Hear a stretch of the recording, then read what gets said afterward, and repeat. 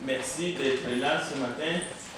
Nous bénissons le Seigneur qui nous a donné la force, mais aussi qui nous a rendus vivants jusqu'à ce moment. Nous voulons glorifier son Saint-Nom et nous vous accueillons tous au nom de Jésus-Christ ainsi que ceux qui sont avec nous en ligne. Donc que la grâce et la paix de notre Seigneur soient avec nous tous. Nous allons commencer l'étude de ce matin toujours parce que c'est toujours une belle opportunité de commencer l'étude d'adoration le premier jour de la semaine par un enseignement et tranquillement nous allons entrer dans le culte dans l'heure qui va suivre. Alors, les thèmes de notre sujet, disons les sujets de notre enseignement ce matin, c'est prenez garde à la tromperie des hommes dans le monde. Et comme vous voyez, même en entrant, notre aîné m'a remis deux feuillets, encore une fois, qui nous ont amenés ici. Je peux lire événement de la fin, décret. Si quelqu'un a des oreilles qui l'entendent, Apocalypse 13, verset 9. Au fait, ça montre que nous pouvons être trompés. Il y a la tromperie dans le milieu ou parmi ceux qui se disent religieux. Il y a des messages qui circulent, mais ces messages n'ont aucun fondement de la vérité de Jésus-Christ. Donc, c'est des gens qui se sont donnés comme vocation, mais ils sont inspirés par le diable pour propager la tromperie, des fausses informations. Alors, Colossiens chapitre 2, verset 8, s'il vous plaît, cherchez dans votre Bible. C'est une mise en garde, c'est le thème de notre enseignement. Prenez garde à la tromperie. Alors, le texte dit, regardez vous-même dans votre... Si vous avez la Bible ce matin, vous allez voir dans Colossiens chapitre 2, verset 8. Vous pouvez lire, peut-être ça devrait être mieux, ça sera un témoignage que quelqu'un lit dans les rangs. Colossiens chapitre 2, verset 8. Prenez garde que personne ne fasse de vous Satan, à la philosophie et à une vaine tromperie. Voilà. Donc, je remercie les frères qui nous ont dirigés dans les champs, et aussi les frères Néla qui nous ont dirigés dans les champs, et les frères Emmanuel qui nous ont dirigés dans la prière déjà. Donc, nous sommes déjà dans le bain. J'aimerais que nous puissions être tous concentrés dans l'enseignement de la parole pour que nous avancions ensemble. Ceux qui vont arriver plus tard, ils vont nous trouver déjà assez avancés. Alors, soyez sur vos gardes. Il se peut qu'il y ait quelqu'un qui vous entraînera comme sa proie. Vous savez ce que c'est une proie? Quand vous êtes une proie ou que vous devenez une proie, vous cessez d'être un humain. On chasse son gibier. On fait un piège, on tend un piège. Vous faire tomber un oiseau. On va à la pêche à la ligne et parfois au filet. Alors, le Saint-Esprit utilise le terme la proie. Alors, quelqu'un peut vous entraîner comme sa proie au moyen de la philosophie d'une vaine tromperie, donc le mensonge. Alors, comme nous disions ce matin, la tromperie s'est infiltrée dans presque tous les domaines de la vie quotidienne, pas seulement dans le domaine religieux, par ceux qui détiennent la vie pour essayer soi-disant de guider les gens. Il faut être naïf ou naïve pour penser que n'importe qui tient la Bible dans ses mains, c'est pour guider. Non, il y en a qui les tiennent pour égarer. Donc, mais, lorsque la Bible parle de la tromperie, il faut savoir que cela s'est infiltré, cette même tromperie, dans presque tous les domaines de la vie quotidienne. Et d'ailleurs, on peut se demander, pour nous qui sommes ici dans la salle, mais aussi ceux qui sont avec nous en ligne, qui n'a jamais eu une personne qui lui a menti, qui lui ait menti? Qui n'a jamais compté un mensonge? Donc aujourd'hui, les mensonges et la tromperie sont monnaie courante. Alors nous allons voir que selon 2 Timothée chapitre 4 verset 3 à 4, nous n'allons pas lire tous les textes, mais notez-les. Je répète, selon 2 Timothée chapitre 4 verset 3 à 4, la tromperie revêt des formes multiples. Elle s'est infiltrée dans tous les domaines de la vie moderne. Nous disons moderne ici pour essayer de résumer et d'essayer de toucher vraiment le plus large possible. Cela ne veut pas dire que ça commence d'aujourd'hui, non, c'est depuis. Alors,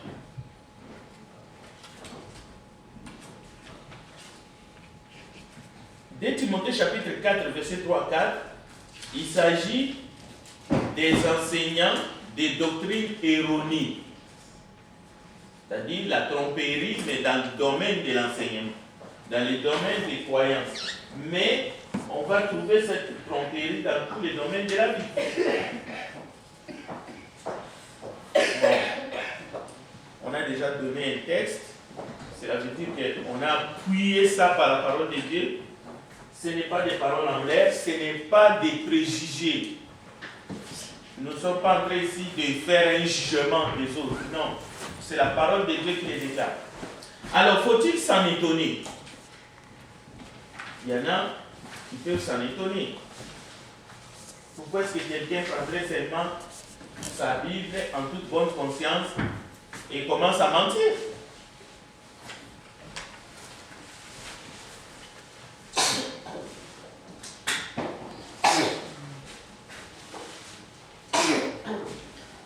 Timothée chapitre 3, toujours dans 2 Timothée. Nous étions au chapitre 4, maintenant avançons 2 Timothée chapitre 3. Jetez un coup d'œil.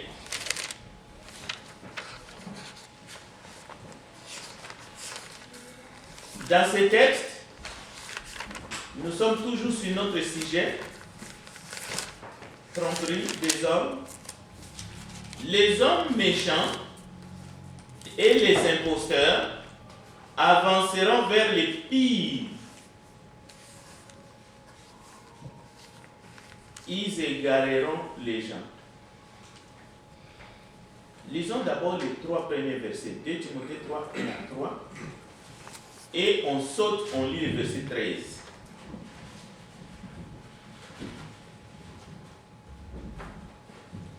Sachez que dans les derniers jours, il y aura des temps difficiles, car les hommes seront égoïstes, amis de l'argent, fanfarons, hautains, blasphémateurs, rebelles, allez-parlants, ingrats, irréligieux, insensibles, déloyaux, calomniateurs, capellan, cruel, ennemi des gens de bien, terre, transporté, enflé d'orgueil, aimant le plaisir plus que Dieu, ayant l'apparence de la pureté, mais l'ignorant ce qui en fait la force. Il doit voir de ces hommes-là. Le verset 13, maintenant, quelqu'un d'autre? Mais les hommes méchants et imposteurs avanceront toujours plus dans le mal, égarant les autres et égarant eux-mêmes. Voilà. Égarant les autres. Est-ce qu'il vous arrive d'avoir peur de vous faire égarer par quelqu'un?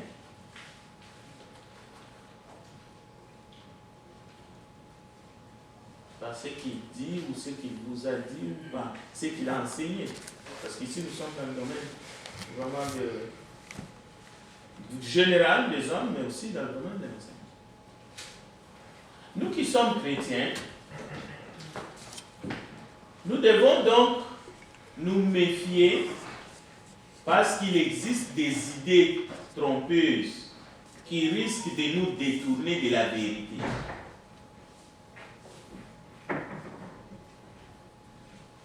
Au cas où vous auriez encore des doutes, vous pouvez vous poser deux questions.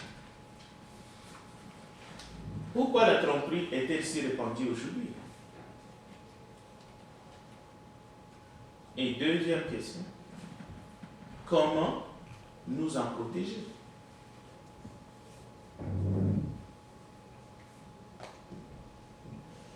Pourquoi tant de tromperies aujourd'hui?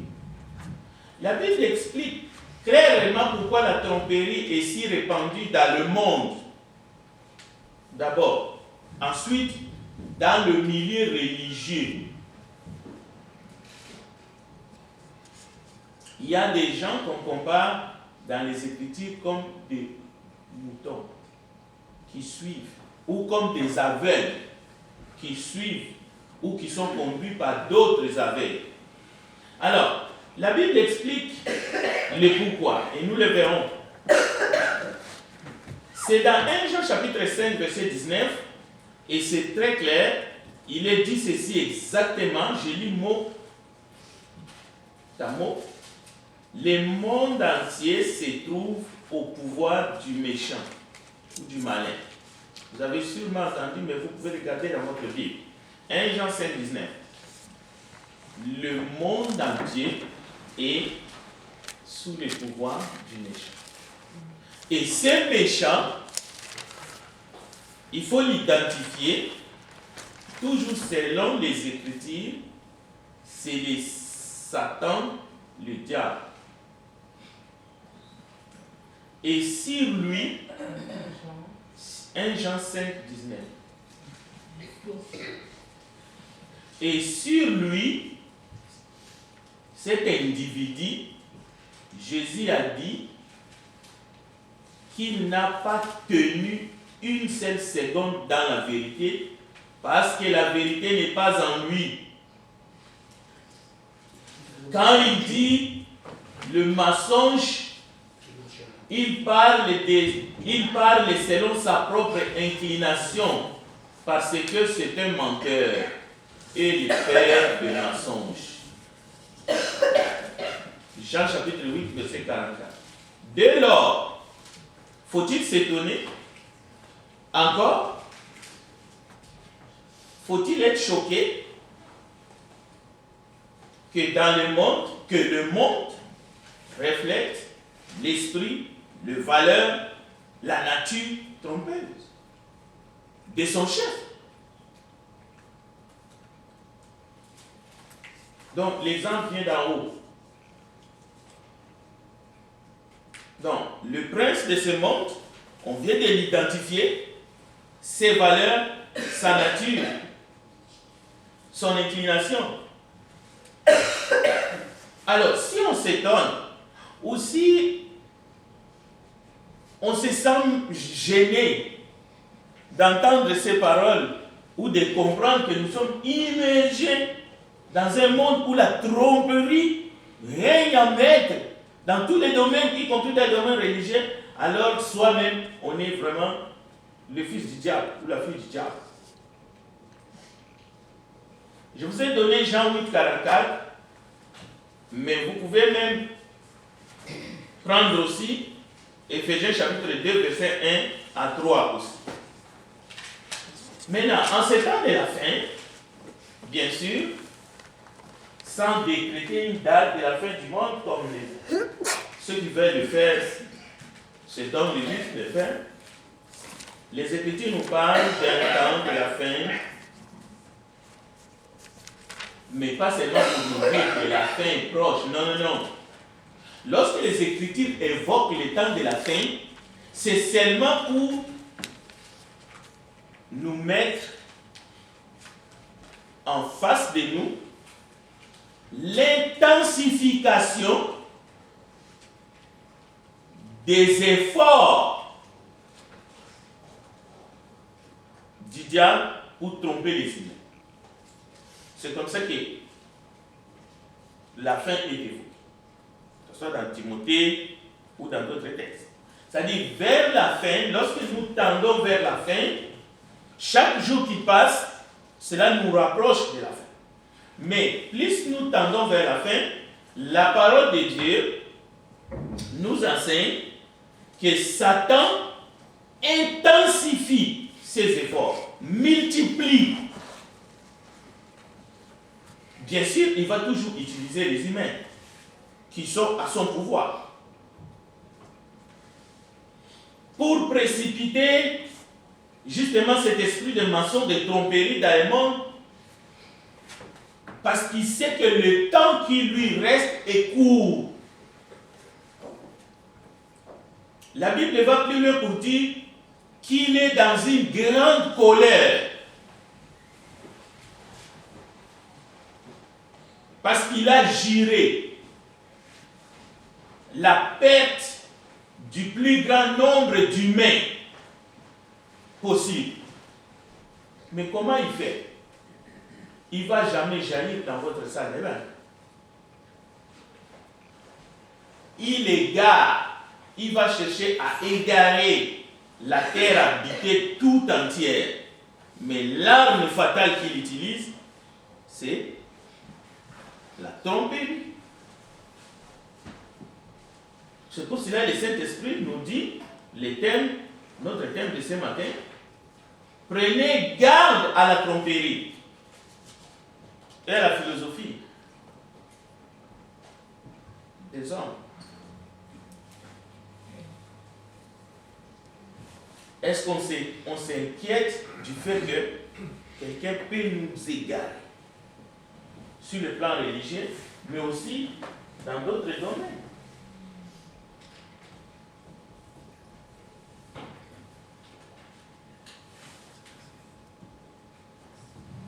Ou bien, bon, il s'acharne. Satan ne trompe pas de manière occasionnelle.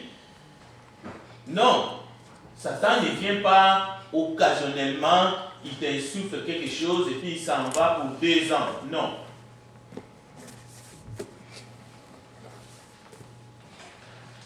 Il s'acharne au contraire à égarer l'humanité ou l'humain. Satan s'acharne à aveugler l'esprit des incroyants. C'est pour cela, parmi nous, ceux qui ont le don de gagner les âmes, ils comprennent que les incroyants sont aveuglés.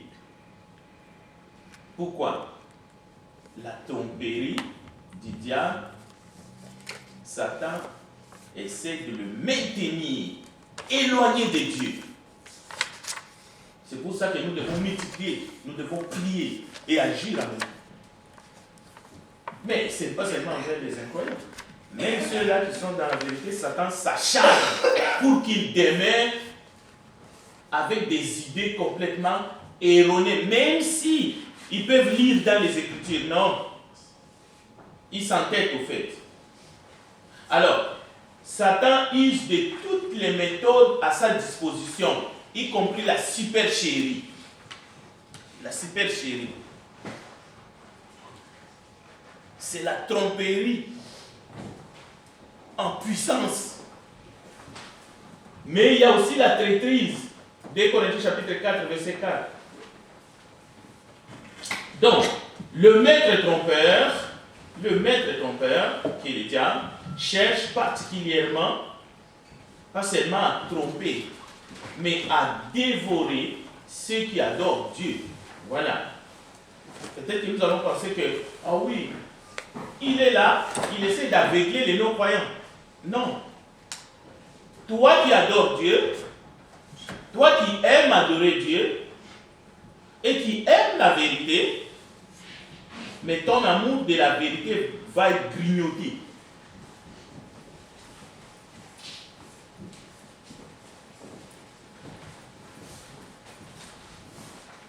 Il a essayé de détourner Job, par exemple. S'il a essayé de détourner Job de la vérité, par ses ruses, par ses tromperies, par des attaques imaginées, il va essayer de te détourner, de nous détourner aussi de la vérité. Donc nous devons être sur nos gardes. Le texte d'Éphésiens 6, nous le lirons plus tard, il est question d'un combat qui est spirituel. Mais est-ce que nous prenons en réalité, c'est ça l'enseignement de ce matin, est-ce que vous prenez en compte comme une réalité que la tromperie, c'est une arme fatale contre la vérité? Ou est-ce que tout est relatif? Il ne faut même pas en parler. Le monde, c'est correct comme on est. Il faut accepter toutes les croyances au fait. Il y en a qui disent, vous croyez quoi? C'est seulement vous qui avez la vérité? Ce n'est pas ça le problème. Le problème, c'est ce que nous sommes en train de voir. C'est les Écritures qui parlent de ces sujets. Et les trompeurs n'aborderont pas ces sujets de la manière que nous sommes en train de l'aborder. Prenez garde aux tromperies. Les apostats, ce sont ceux qui se disent même croyants, mais en réalité, ils veulent remplacer Dieu. Ils veulent se mettre à la place. Au fait, ils ont remplacé la vérité par quelque chose d'autre. C'est comme dans le monde, on a réussi à remplacer Dieu par l'argent. Ou par bien d'autres choses.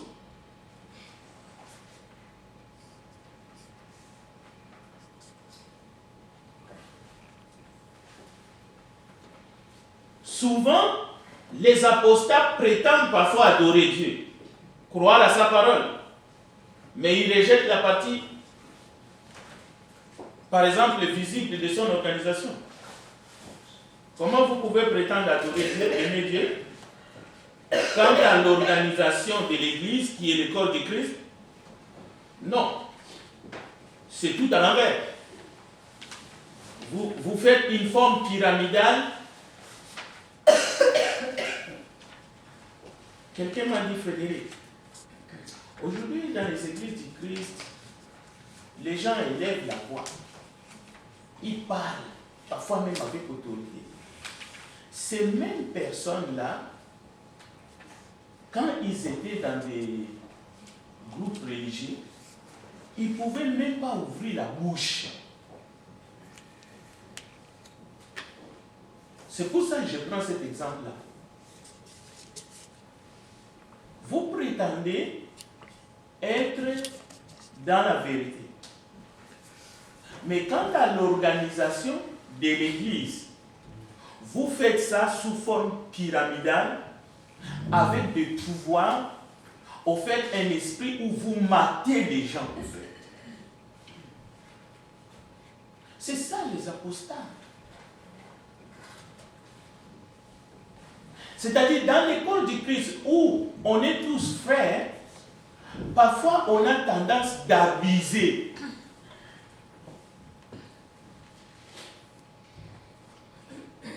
Alors que parmi les apostats, on n'ouvre pas la bouche.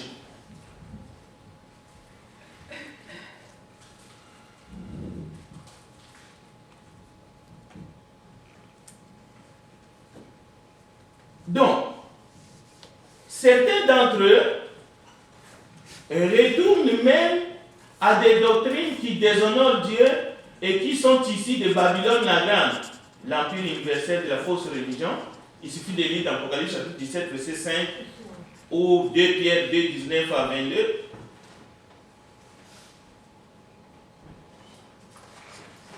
Mais ici, je vais faire un point. Ceux qui ont été inspirés pour écrire la Bible, parce que c'est poussé par le Saint-Esprit que les humains ont écrit la parole de Dieu. Vous allez remarquer qu'ils n'ont jamais mâché leurs mots pour dénoncer les mobiles et les méthodes que Satan utilise pour tromper les enfants de Dieu. Ni Pierre, ni Paul, ni Jacques, ni Tite, ils ont été clairs sur ces sujets. Ils ont utilisé des termes que nous voyons dans l'enseignement aujourd'hui, infiltrés. Ils ont dit vous êtes infiltrés. Ils ont utilisé des termes comme faux frères. Ils ont utilisé des termes comme des gens qui étaient parmi nous. Ils croyaient qu'ils n'étaient pas des nôtres. Donc c'est ça. Mais aujourd'hui dans le monde,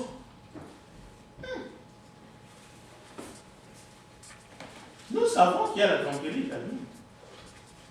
Mais on se sent gêné d'en parler. Mais nous prétendons croire à la vérité, prêcher la vérité.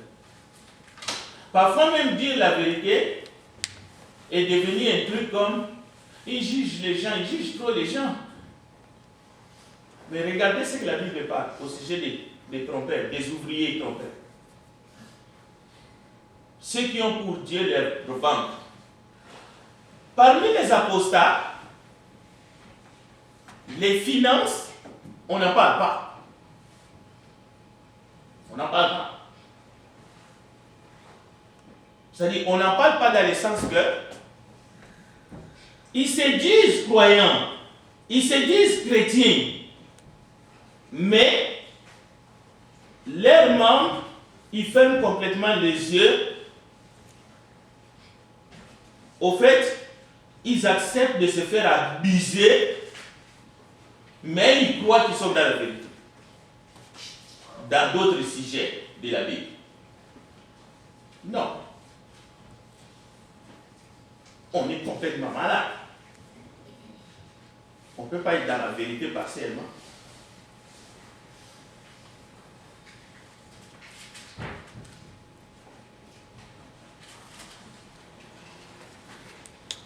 Actes des Apôtres, chapitre 20, verset 29 à 30. Je demande à un frère ou une sœur de nous lire le texte, s'il vous plaît.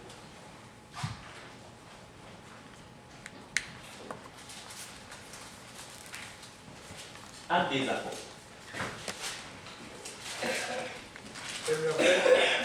20, 29 à 30. Je sais qu'il s'introduira parmi vous, après mon départ, des loups cruels qui n'épargneront pas les troupeaux, et qui se lèvera du milieu de vous des hommes qui enseigneront des choses pernicieuses, pour entraîner les disciples après eux.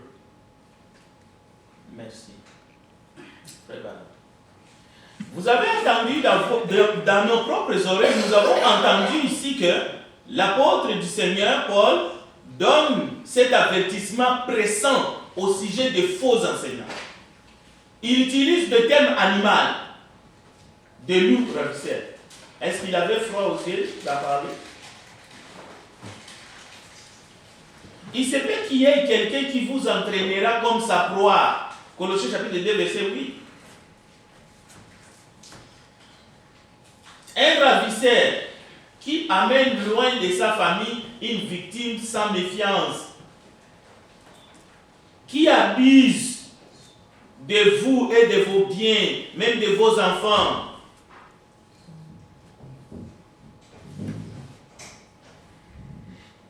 Qui vous enlève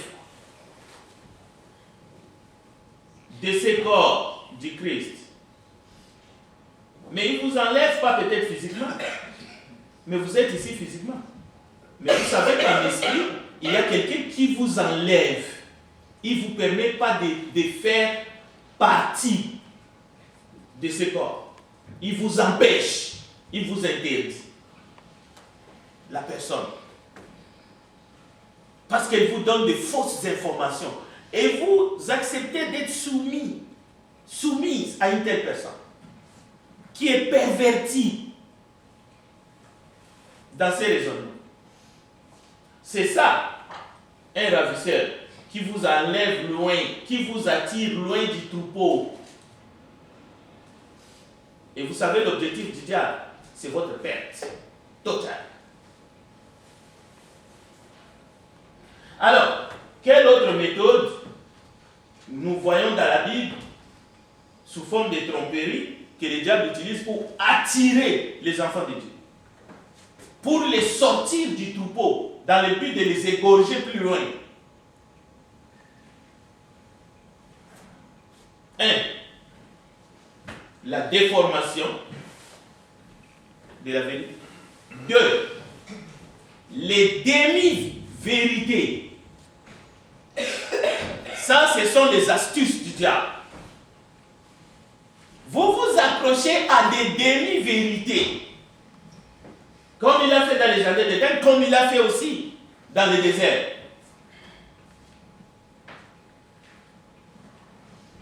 Alors, les disciples de Jésus, ou ceux qui veulent le devenir, au lieu de demeurer dans la vérité, les voilà, ils sont des cibles d'individus qui répandraient toutes sortes de calomnies,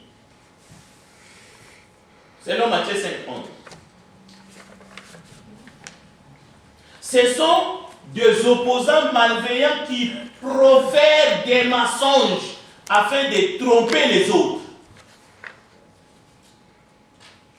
La Bible dit, freinez vos gardes. C'est ça l'enseignement. Est-ce que vous êtes sur vos gardes pour résister aux mensonges et aux ruses du diable?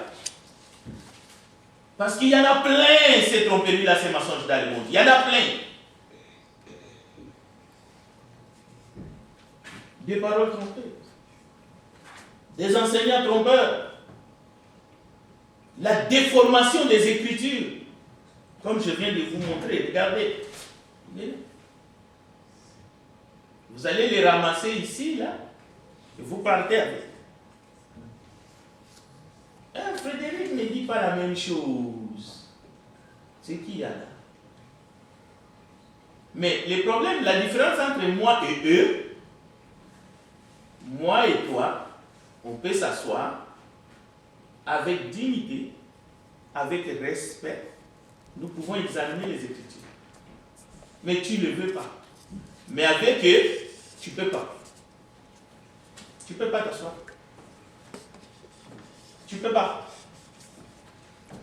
Tu ne peux pas. Tu dois te soumettre seulement. Tu ne peux pas. Ça, je te le dis tout de suite là. Tu ne peux pas aller t'asseoir faire un débat avec un prêtre catholique. Et eux encore, ils sont gentils. Mais dans les groupes religieux, Daddy.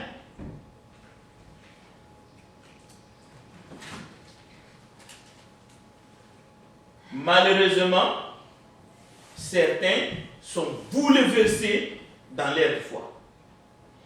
2 Timothée chapitre 2, verset 18. Alors, ce n'est pas un sujet qu'il faut minimiser là. Est-ce que vous avez pris la hauteur de comprendre que nous sommes immergés par les tromperies des hommes aujourd'hui? Est-ce que ça fait partie de vos préoccupations?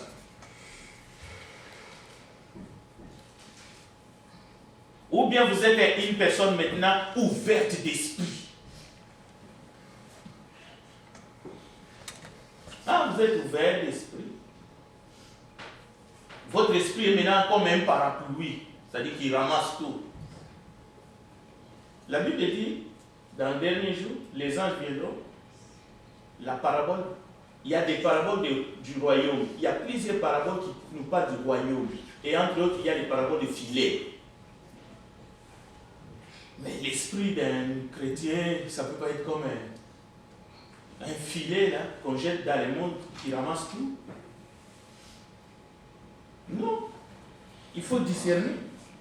Il faut être sur vos gardes. Bien. Je vais m'arrêter ici pour vous donner la possibilité de vous entendre. Il est moins tard. Est-ce qu'il y a une question, commentaire? Nous allons essayer de prendre, essayer d'avancer un peu.